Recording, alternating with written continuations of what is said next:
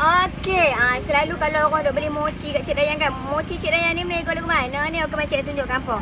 Besok kalau Cik Dayan buat mochi, kita ada strawberry, vanilla, milky vanilla, kita ada keladi, kita ada coklat.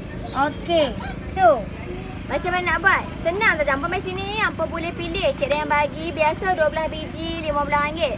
Tapi hampa mai, Cik Dayan bagi 15 biji RM15. Nak flavor yang mana boleh pilih mix and match bah ha. Okey mai. Okey, so contohnya kita nak strawberry ni 3 ya, boleh. Nak yang vanilla ni 3, boleh, tak ada masalah. Okey, so kita nak pula ni, yang keladi ni 3, boleh.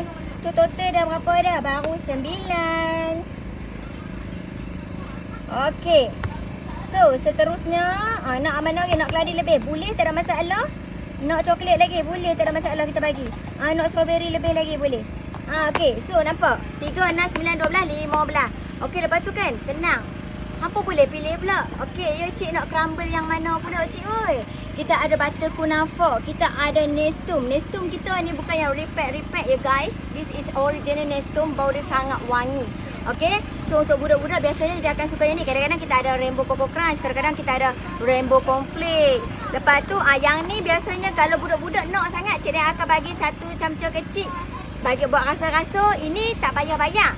So, hampa boleh add on pula. Alamak, ini kita punya killer topping. Famous Amos. Bukan Famous Amos yang biasa-biasa. Memang cookies Famous Amos original. Okey. So, cik dia pilih yang ni lah. Okey, hampa tengok nah. Kita ada apa tau? Ni, cik dia bubur kat hampa. Ni standard lah. Standard cara cik dia duk nego ni. Okey, ada kacang macadamia. Apa nak dapat mana apa oi? Nak dapat mana? Okey, kita bubur kat tepi ni. Jangan risau, dia tak bersatu. Lepas tu, dah pilih crumble sedap-sedap. Nak sos yang mana? Okey, yang kat sini apa boleh? Kita ada cheese. Kita ada tiramisu, bisko, coklat crunchy, pistachio. Ini makan modai sangat-sangat. Pistachio. Okey, kita ada white chocolate. Kita ada apa lagi keladi. Yang tu saja tinggal untuk hari ni. So satu set macam ni dengan satu sos berbaloi ke tak? RM15.